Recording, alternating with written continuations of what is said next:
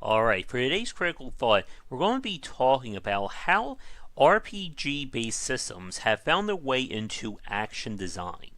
And this has been one of the bigger trends we've seen over this decade, with many games from Call of Duty, Payday, Far Cry, Assassin's Creed, and more have adopted abstraction-based progression as a layer onto the action design. And we're going to talk about why that has become such a trend and some of the major risks and considerations that go with it. But first, to get things going, a long time ago, well, it feels like a long time ago, I wrote an article for Gama Sutra looking at the two forms of progression in games. On one end of the spectrum, you have player defined or player skill, as in the player growing better with the game, they're becoming more accustomed to the controllers, or they just understand the mechanics more. On the other hand, you have the RPG side, or the abstraction layer. This is the character or the in-game representation growing in power or utility, your health upgrades, leveling up, shinier loot, and so on. And for a very long time in the game industry, these two drastic ends of the spectrum never really met. You didn't see player required skill or mastery in a hardcore RPG like Might and Magic, just as you didn't see leveling up or stat allocations in a game like Ninja Gaiden or Devil May Cry. But as things moved around along the last decade and what we saw in this decade, these two elements started to basically come into the middle.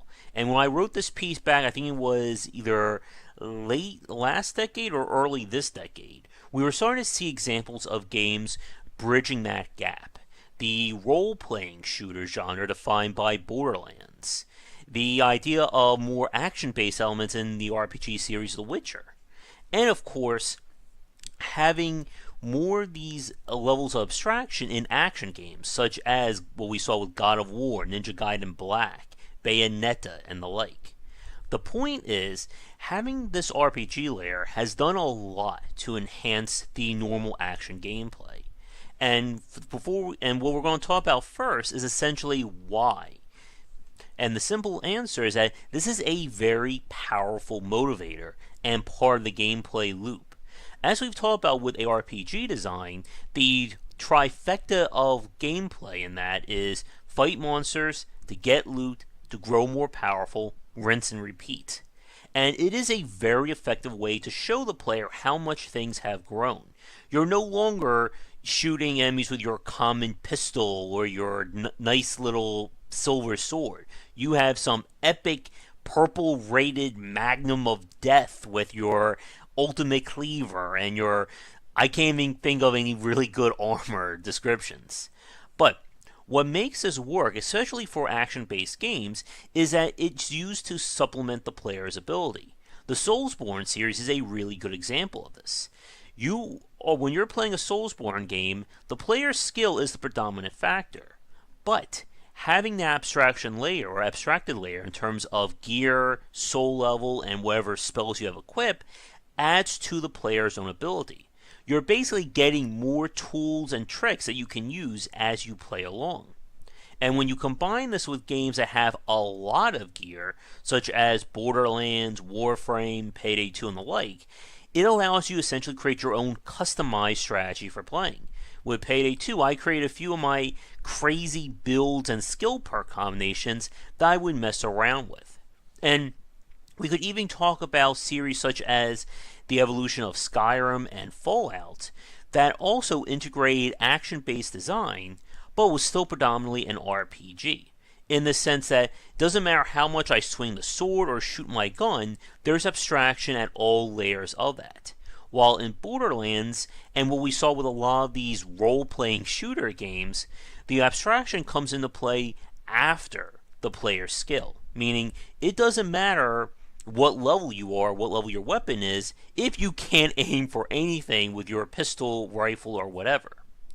And this kind of power curve is very attractive. I mean, we certainly have talked about this many times over with ARPGs and RPGs, but putting it into games where the player gets the most direct feel of it, because if I'm being very responsive with moving, jumping, shooting, and whatnot, having greater weapons or special abilities to add to my own skill is a great way to show just how much things have grown. Now, the other reason why this has also become a major part is the money that goes into it. As we've talked about before, games as a service has really taken hold over this decade, with the likes of Call of Duty, Battlefield, and what we're even seeing with single-player games like the Assassin's Creed series, Shadow of War, and so on. With being able to monetize and keep adding more content to essentially raise the level cap, or even just the power cap in your games. As we've said before, as long as there are numbers existing in the universe, you can keep going up. And the scaling effect is such a major part of RPG-based systems. Again, what I'm doing in Diablo, Warframe, Payday, you name it, it's not changing at the base gameplay loop. Simply what the numbers that are going on are. So when I'm fighting a cop or whatever kind of enemy in Payday 2 on normal difficulty, that's the same thing I'm doing on Overkill and I forget One Down as well. But the difference is what numbers are going on. And this is a major part of the risks and some of the problems with this kind of RPG system that we'll talk about in a minute. Another thing this also does, it provides a passive gate to the rest of the gameplay. And this is something that we see in a lot of single-player driven games that have upgrade systems. Mad Max, Horizon Zero Dawn, Assassin's Creed, Far Cry, again, Shadow of War, and so on. What they do is instead of saying, oh, you can't go here, you have to do this, this, and this first, what they do is simply up the stats of enemies and say, well, you can go here, but this guy will just kill you in 2 to 3 hits. You need to level up and gain +5 first aid skills, or you need to get a level 7 flak jacket or something like that, and that's the only way you'll be able to survive. And again, it's still gating content. It's just done more on the sly than it is instead of being overtly in your face. And as we've talked about with the idea of UPen world design, this is a major part of that kind of design philosophy. You can explore everywhere you want in Far Cry or Assassin's Creed, but woe to the player who goes to an area where you're fighting level 30 Egyptian guards or level 25, whatever those mecha dinosaurs were in Horizon Zero Dawn, and you're not ready for it. And that is where this risk and some of the problems that have come into play when it comes to adding or integrating RPG systems. So, the first problem with this is that it's definitely has become kind of the cheap way of trying to add value to your game. And again, we see this a lot in the AAA market, with just about every game having some kind of RPG level or system or progression. I mean, over the last few months, we saw a Shadow of War, Call of Duty, Battlefront 2, the Need for Speed game, Assassin's Creed, and probably a few more that I'm forgetting, each having some kind of RPG-based system. And the games that I just mentioned are predominantly, or should be, skill-based. But again, it becomes a way not to reward the player for playing, but a way of limiting them so that they keep playing. And that is a very big point in terms of the philosophy. In some of the better examples, the RPG side of things is there to make you more willing to play, because you're always getting something good. This is what goes back to the ARPG example, that every time I level up, I'm getting something I can directly apply to my character and make them better. But I'm still at a point of being good. And that's one of the major points. A lot of the games that make use or integrate RPG systems make the player intentionally or frustratingly weak at the beginning, and then asks you to basically climb up this mountain barehanded to get to that point of competency.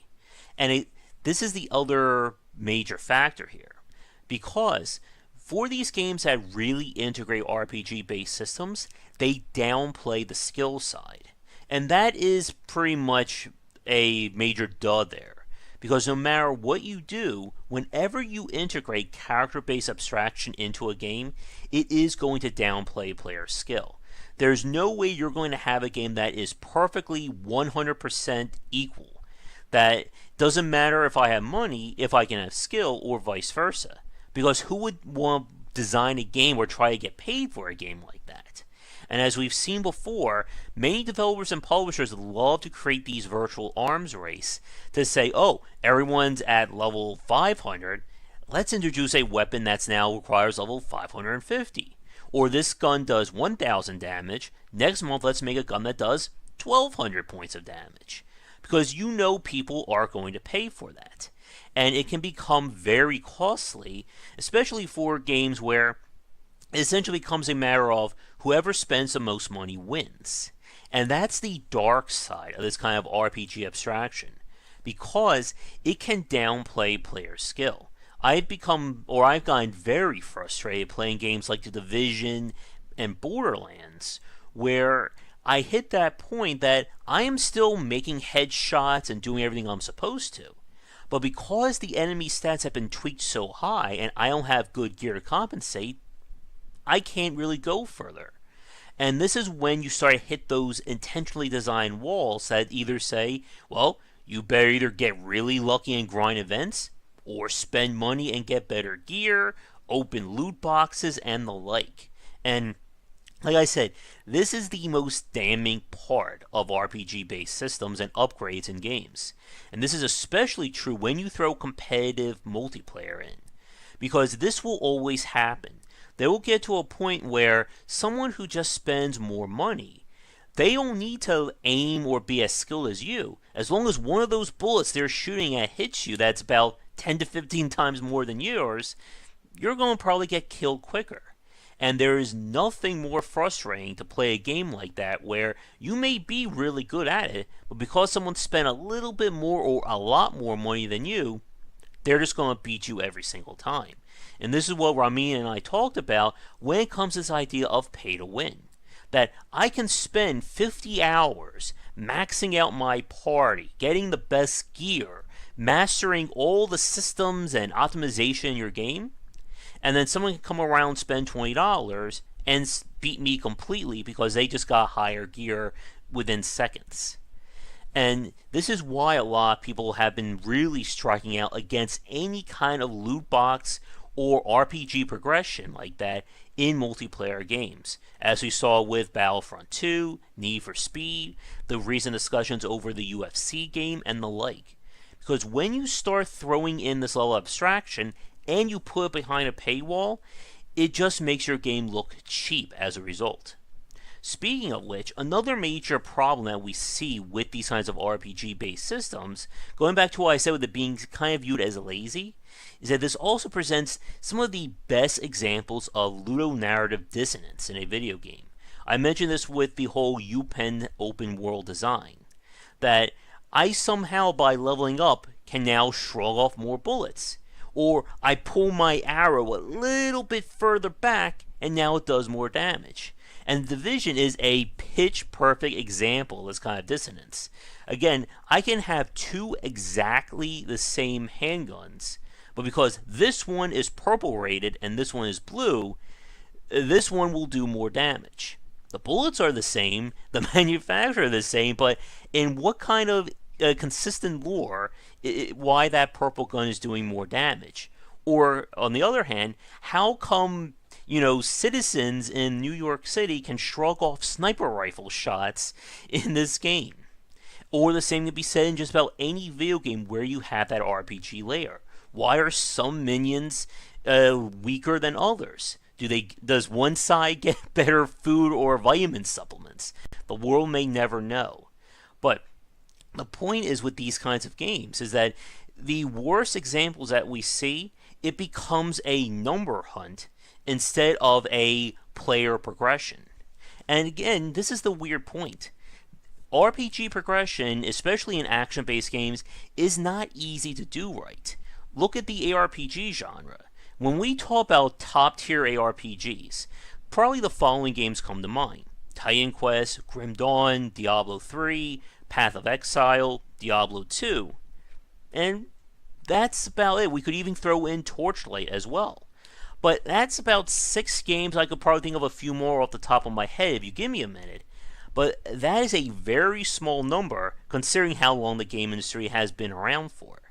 And for everyone to just throw RPG systems on top of action games and call it a day, it's kind of, again, trying to take the path of least resistance, or the cheapest way of designing these games.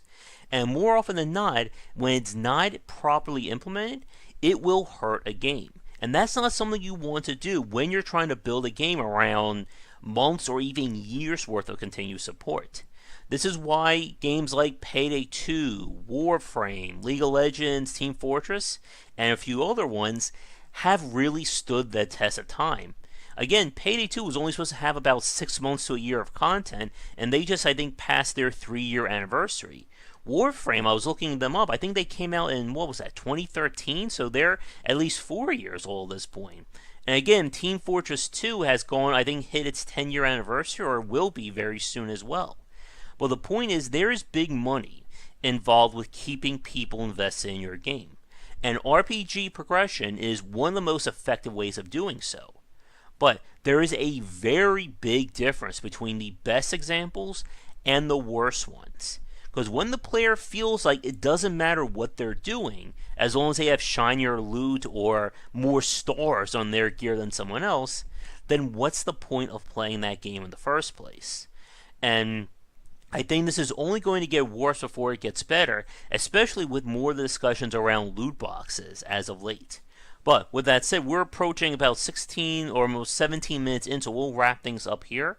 For more discussions on this kind of topic, or when it comes to RPGs on top of action games, check out the post over on Game Wisdom. I'll have a link to it down below. But thank you so much for watching. Be sure to like and subscribe if you're new, and let me know if there are any topics you'd like me to cover in upcoming videos. But until our next one, be sure to check back for daily discussions on design here and on Game Wisdom, where we examine the art and science of games, and have a great night. Thank you so much for watching this video. If you enjoyed it, be sure to like and subscribe to the channel. Check back around 10 Eastern for regular streaming. If you'd like to suggest games for me to cover or topics to talk about, let me know in the comments below. For a collection of my writings as well as weekly podcasts on design, check out game-wisdom.com. To support the Game Wisdom Patreon, you can find us on there on patreon.com/gwbicer. $1 will get you into our private Discord channel where we talk game topics and more. $5 will get you voting privileges for any major event, including the Saturday Night Grab Bag, Patreon-funded goals, and more. Thanks again for watching, and I hope you enjoy more videos here on the Game Wisdom YouTube channel.